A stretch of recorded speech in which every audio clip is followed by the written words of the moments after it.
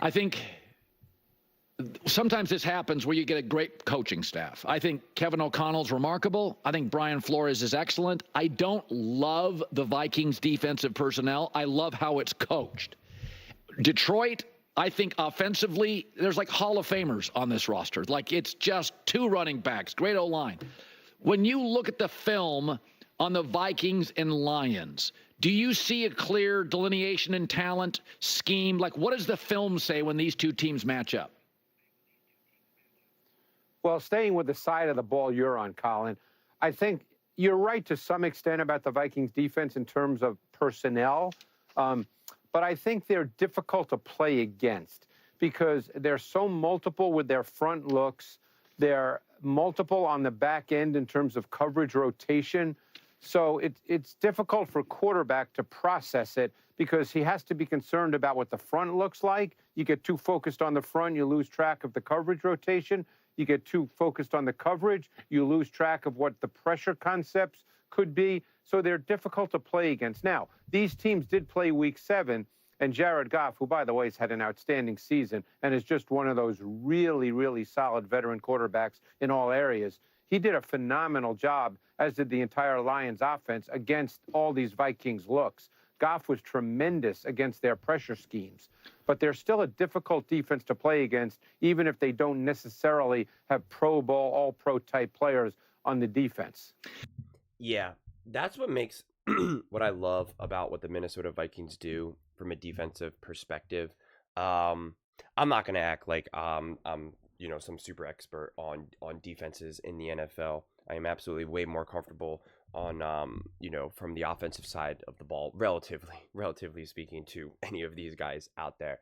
But especially with defense, I like to try to really simplify and reduce things to the easiest way to sometimes consume some of these things and break down and digest kind of what you're looking at. And you have some defenses that really thrive on being so physical, right? Just so much more domineering and suffocating in that way. And then you have other defenses like this that, again, I just again, to simplify, I just call it like high IQ. Like, it's just highly intelligent, defensive schemes, multiple looks.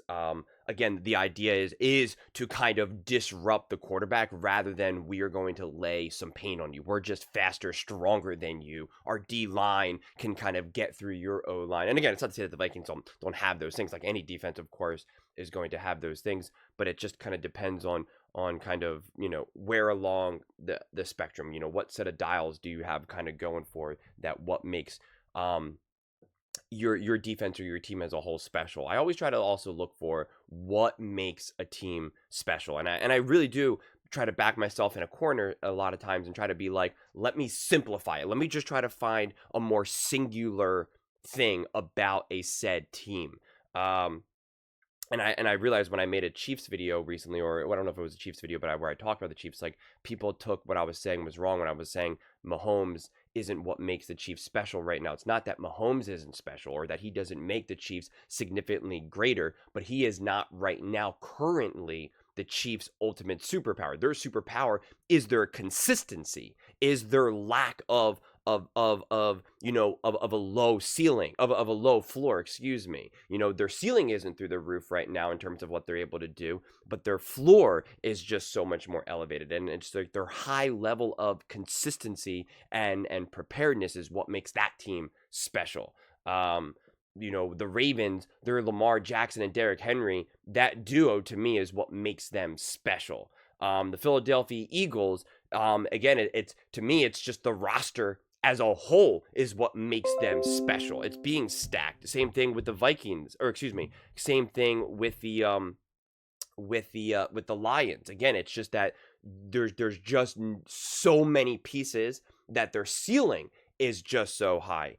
And for me, the Vikings, what I really love about them is I think it's not quite like the Kansas City Chiefs in that regard, but it's their floor is just, it's just not low.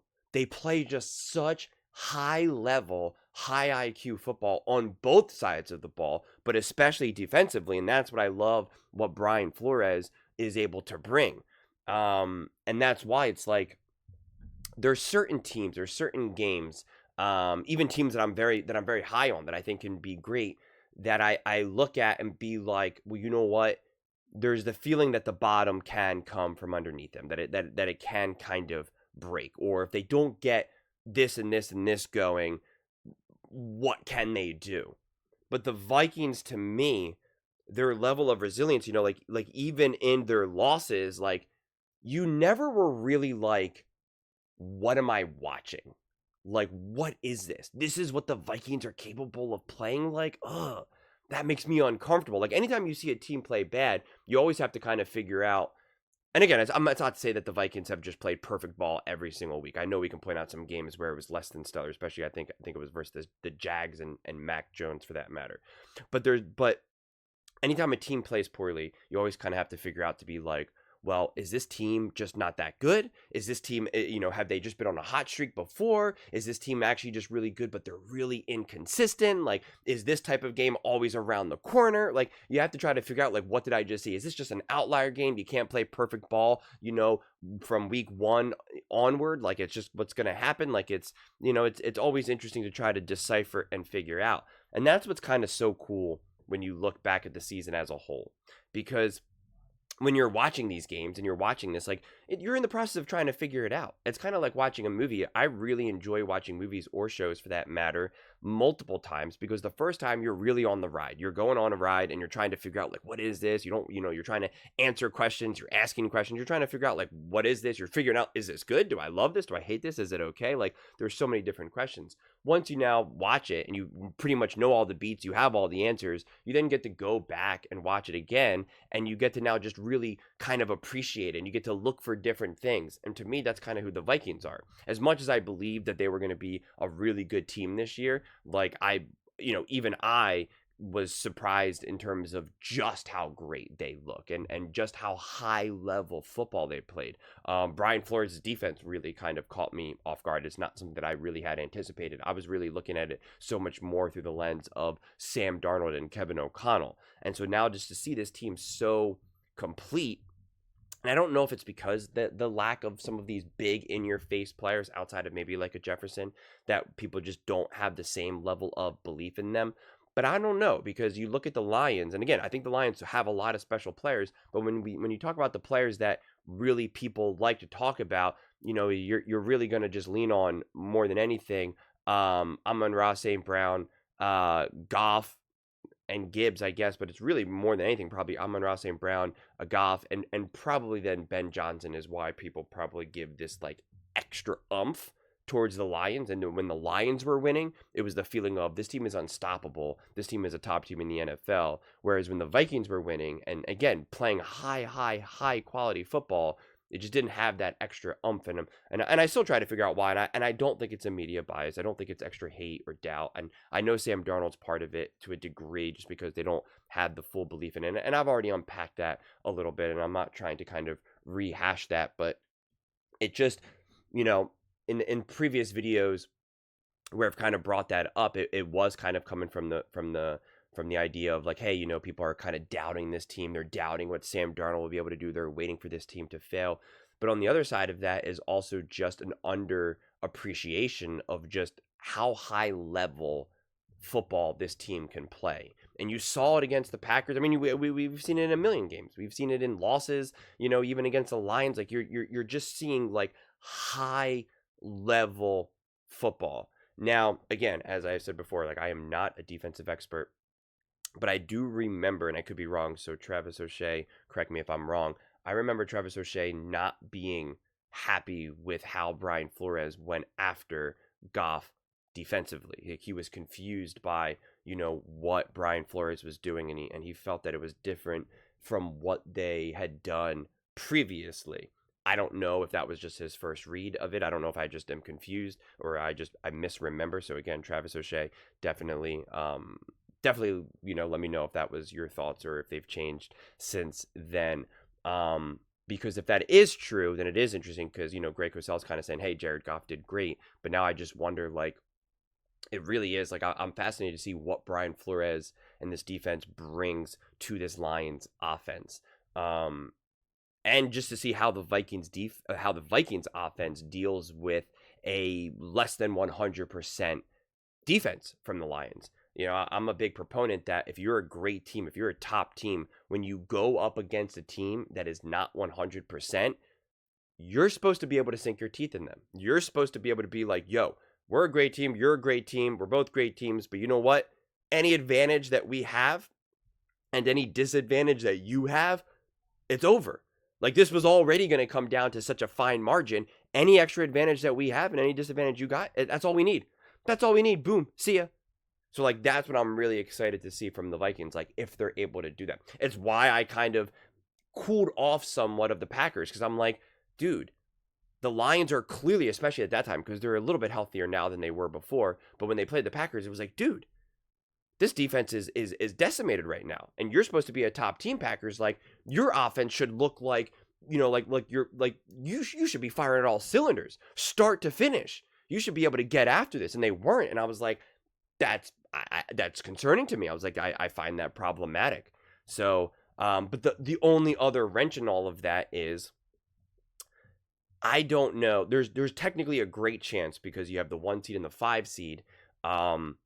There's an awesome chance, unless you have the 6 and 7 upset. This team they'll play each other literally like the next round. Like, if depending on how this really unfolds, they could play each other back-to-back games. It could be the first playoff game for either the Vikings or the Lions, obviously, depending on who wins. So it's kind of crazy when you think about it. So I don't know how a coach is going to handle that. I really don't. I think it probably depends on the coach. Like, you want to win this game, but you're also not going to reveal all your cards just yet. Like, that makes this game so fascinating, because both teams really, really want to win this game, but I don't know if it's at all costs. I don't know. Like, if they really know, put it this way, if the Vikings knew without a shadow of a doubt that they had this, like, ultimate way to get the Goff, like, they know Goff's kryptonite. They know, oh my God, we do this and it's over. I don't know if they reveal that. I don't know, honestly. Like, it is a question mark to me. So I'm curious to see, and this is I'm gonna be curious to see if it's apparent either way, whether that both teams really are just doing everything they can and not holding anything back, or if it's kind of obvious, like, all right, it seems like they're kind of holding a little bit close to their vest right now. Or you're also kind of doing a bait and switch where you're kind of like showing, hey, look what we're doing in this game. And guess what?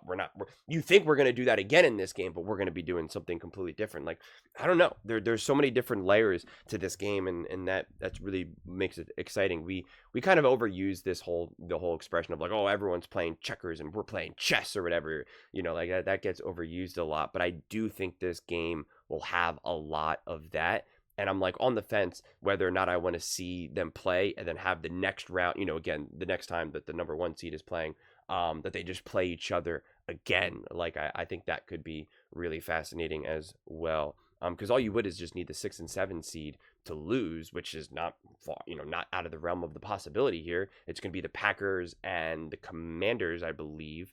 And so, one of those teams have to play the Eagles, and the other one will have to play the third seed. So I think it would be the Rams. So yeah, I don't know. Interesting stuff, because right, yeah, 2 plays 7, 3 plays 6, 4 plays 5. So interesting stuff. But those are just my thoughts. I'd absolutely love to hear yours. What do you guys all think about the Minnesota Vikings, kind of how they've gotten here, how they can literally clinch the top seed in the NFC? How do you think they'll attack this game? Do you think they'll hold anything back at all? Do you think they'll just kind of go all in for both teams? Let me know in the comments below. I read every single comment. It's whether you agree with me or disagree with me. Either way, let's get in some discussions. Let's get in some fights. But ultimately, let's just have some fun. And please do consider subscribing. We're building an amazing community here, and I absolutely love to see you part of it. I want to build something that we all genuinely feel connected to. Something that we're really excited to be part of. I think we're on our way to doing it. Please don't forget to give this video a thumbs up, as it really does help with the visibility and the algorithm. Thank you so much. See you next time.